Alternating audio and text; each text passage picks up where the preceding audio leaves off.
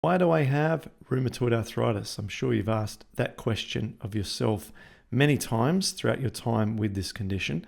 I got asked the question recently by someone I haven't seen in 18 years, who I caught up with, a close friend the other day. Why do you have rheumatoid arthritis? And I answered this question in 3 parts. And the second 2 parts of my answer fascinated her, and we got into a deep discussion about it because it was so interesting what I had said. And so I decided that I would share my answer to why I have rheumatoid arthritis with you, because of her interest and because maybe it might be thought-provoking for yourself, or maybe it's just interesting to see how someone else views this condition. The first part of it was a mechanical answer, a physiological response that I'll share with you first, and then we'll talk about the second 2 parts of my answer. The first is a simple correlation between antibiotic use and dysbiosis and the development of rheumatoid. So I took antibiotics as a teenager from the age of around about 16 through 21. And throughout that time, I just kept getting script after script filled for antibiotics. And no doctor ever questioned whether or not it was a good idea to continue these drugs. And I was too young to understand the potential side effects.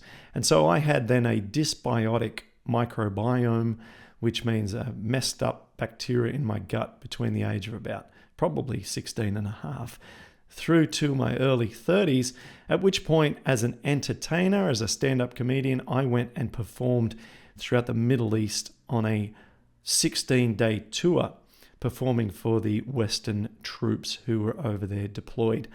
And prior to the deployment, I had to take the same exact doxycycline antibiotic, and I took it for 3 months as per my requirements to be able to have malaria prevention. Upon returning to Australia, within a few months, I developed rheumatoid arthritis. And so in my case, I'm all but certain that my onset of rheumatoid relates to the scientific supported correlation between antibiotic use and rheumatoid arthritis, which is both dose dependent and also recency associated, meaning the total amount of antibiotics increases your risk, and the recency of when those antibiotics were taken increases your risk. And I had a huge dose, and I'd also additionally taken them recently. We've done other podcasts about this. I'll put a link right here on this video to a video where you can go and learn more about the connection between antibiotics and rheumatoid arthritis. Now, the second 2 parts as to why I have rheumatoid arthritis are perhaps quite distinguishable against other people's views as to why they have rheumatoid arthritis.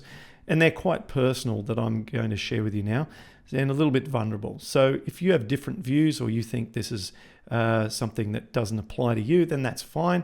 But here's just some insights for me, because these were the ones that were quite interesting for my friend.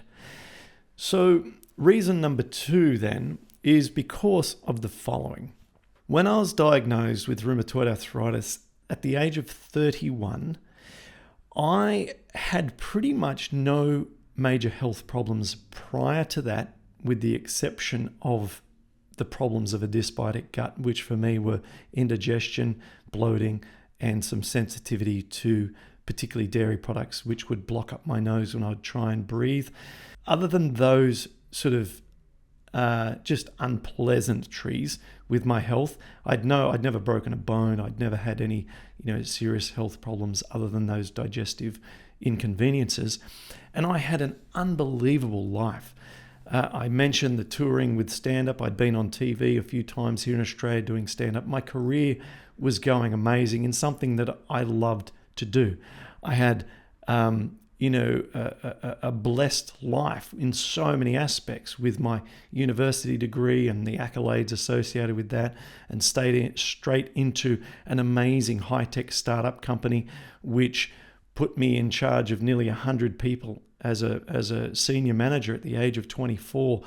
I mean, there was some insane things. I had a wonderful support network of amazing friends, and my parents, who still today are happily married and together on a vast, spacious farm living in the country where they're happy.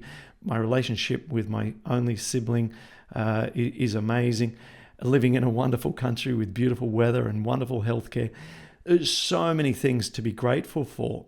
And I was just a very, very, very happy, living an amazing life kind of guy. And so when rheumatoid arthritis hit, it was not until a few years later, but I started to apply the thoughts that I actually maintain to this day, which is that it was a balancing of my life in terms of things that I considered good as a label and things that I would consider bad. I'd done work with Dr. Demartini, who teaches this concept that he calls the breakthrough method. And it is an equilibralizing process that we go through to understand that with all things in life, there's no good, there's no bad. Everything is in balance. The world is in balance. And the insights that I gained from the sessions with Dr. Demartini made me appreciate and contemplate this concept that for me, there weren't many negatives in my life that I would label. And this was one giant heck of a negative that came into my life, this debilitating joint pain that put me into a state of mind where I wondered if life was worth living. And a lot of people say that, but I mean, I can say that with genuine intention that I'd said to my later fiancée, Melissa, who I'm now married with, that, she'd be better off if I was hit by a bus because of the horrific things that I was going through. So that second part of the three-part answer is that I believe that it was a balancing experience. And that disease plays a role in just equilibrating, perhaps, my life. And the benefit of thinking that way, and it is only an interpretation, of course, it's just an interpretation, but the benefit of thinking that way is I now think that, nothing terrible is on the horizon, because I feel that my life is balanced now. And that is, again, just an interpretation, but it's a supportive one, and it's one that I like. The third part of why did I get rheumatoid arthritis also is a philosophical interpretation of this condition. And what it is that, I need to rewind a little bit and give you a little bit of a insight into my relationship with God. So whilst I did not grow up in a religious family, and I did not attend church more than the Easter and Christmas sessions each year at the local church in my little town, I've always had a private and strong connection with God. When I began to discover the relationship between the digestive system and rheumatoid arthritis by having the initial breakthrough, or what I call the cherry experience, where I vomited and diarrhea from eating unwashed imported cherries, and then had a pain elimination experience like no other, and then started to look at the research and found, and I'll never forget the feeling of just mind-blowing opportunity and excitement when I discovered that in a study, everyone with rheumatoid arthritis, when they stopped eating, their symptoms went away. And so I thought, oh my gosh, everyone and I are the same. And we all have this connection or the discontinuation of the consumption of food and pain relief. When I felt that, then it took the feeling away of just my misery to one of opportunity and potentially as an educational role. And so it was that cherry incident that changed everything, because it was not just a personal discovery, but it was like a life discovery or a purpose. It was a purpose discovery. And so then I was working not just for myself to try and get well, but I felt like for the rheumatoid arthritis community, of which I did not know anybody. And so this was suddenly, oh wow, I've got an opportunity here to create information about what I'm doing and sharing it.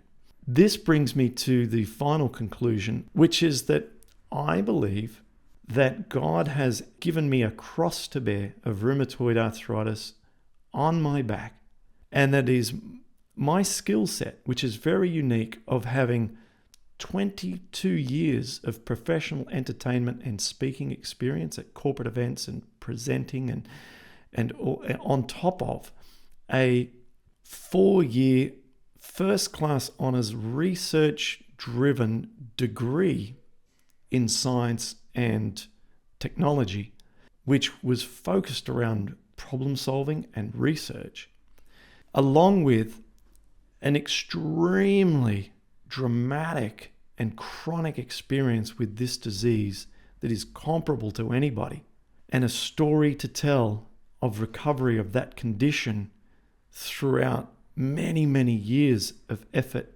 and, for the most part, failure.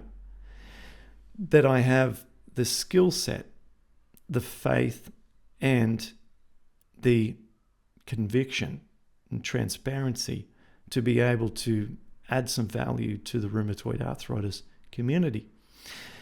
And so that's the way that I think about this disease. We have the physiological impact of taking antibiotics on top of eating in a dysbiotic way throughout my 20s, where I would drink alcohol and I would consume a Western diet and just feel like I was fine because I've always had a slim and athletic body and I could get away with average eating. And so I developed rheumatoid arthritis through the physiological behaviors, but I believe that there are also overlaid on top of that outcome beneficial belief systems that enable me to deal with having it and turn this very, very unpleasant life experience into something that is more productive, supportive, and useful. And so those second two, of balancing my life and also of being able to contribute to the rheumatoid arthritis community. So I explained all this to my friend, who I hadn't seen in 18 years, and she was very, very interested in it. And we then talked at length about these kind of concepts and her life journey and so on.